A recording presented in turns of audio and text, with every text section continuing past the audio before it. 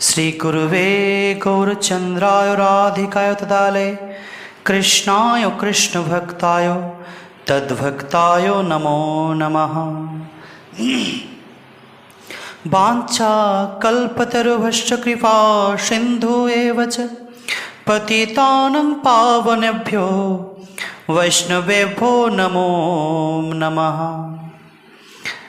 हे कृष्ण करुणारसिन्धु दीनबन्धु जगत्पते गोपेश गोपिकान्त राधाकान्त नमस्तुते। तप्त काञ्चनी गौरांगी राधे वृन्दावनेश्वरी वृषभानुसुते देवी प्रणमामि हरिप्रिये। श्रीकृष्ण चैतन्य प्रभु नित्यानंद श्री अद्वैत गदाधर शिवासादि गौरभक्तवृंद। हरे कृष्ण कृष्ण कृष्ण हरे हरे, हरे राम राम राम हरे हरे।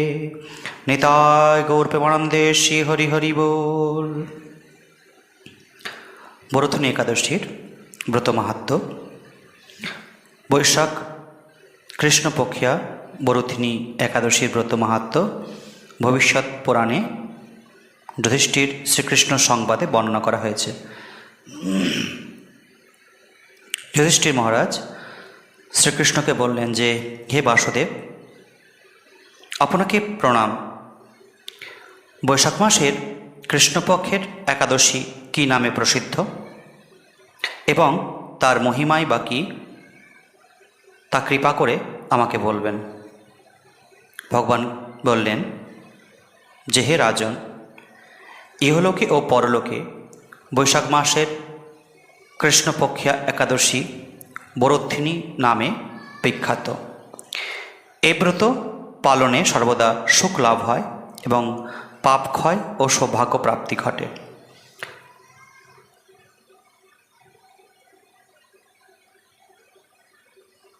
দুভাগা স্ত্রীলোক এই ব্রত পালনে সর্বসৌভাগ্য লাভ করে থাকে। ভক্তি ও মুক্তি প্রদানকারী এই ব্রত সর্বপাপ হরণ এবং গর্ভবাস যন্ত্রণা বিনাশ করে। এই ব্রত প্রভাবে মান্ধাত্তা, ধুমমার আদি রাজার দিব্যধাম লাভ করেছেন। এমনকি মহাদেব শিবও এই ব্রত পালন করেছিলেন। 10,000 বছর তপস্যার ফল কেবলমাত্র এক বরথিনী ব্রত পালনে লাভ হয়। যে শ্রদ্ধাবান ব্যক্তি এই ব্রত পালন করেন তিনি ইহলোক ও পরলোকে সমস্ত প্রকার বাঞ্ছিত ফল লাভ করেন। তাই হে রাজন, অশ্বদান অপেক্ষাও গজদানের শ্রেষ্ঠ। গজদান থেকে ভূমিদান, তার থেকে তিলদান, তিলদান থেকে স্বর্ণদান এবং তা অপেক্ষাও অন্নদান শ্রেষ্ঠ। আর অন্নদানের মতন শ্রেষ্ঠ দান আর নেই। তাই পিতৃলোক, দেবলোক ও মানুষেরা অন্নদানই পরিদীপ্ত হন। তাই পণ্ডিতেরা কন্যাদানকে অন্নদানের সমান বলে থাকেন। স্বয়ং ভগবান গোদানকে অন্নদানের সমান বলেছেন। আবার এই সমস্ত প্রকার দান থেকেও বিদ্যাদান শ্রেষ্ঠ। কিন্তু এই বরথনী ব্রত পালনে সব বিদ্যাদানের সমান ফল লাভ হয়ে থাকে। পাপমতী যেসব মানুষ কন্যার উপার্জিত অর্থে জীবনযাপন করে, পুণ্যক্ষয় তাদের নরক যন্ত্রণা ভোগ করতে হয়। তাই কখনো কন্যার উপার্জিত অর্থ গ্রহণ করা উচিত নয়।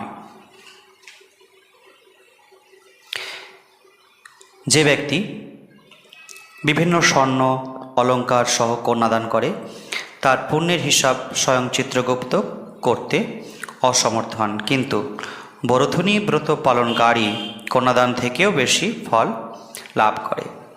ব্রতকারী ব্যক্তি দশমীর দিন কাঁসার পাত্র ভোজন, মাছ, মাংস, মসুর, ছোলা, শাক, মধু, অন্যের প্রদত্ত অন্নগ্রহণ, 2 বার আহার ও মৈথুন পরিত্যাগ করবে।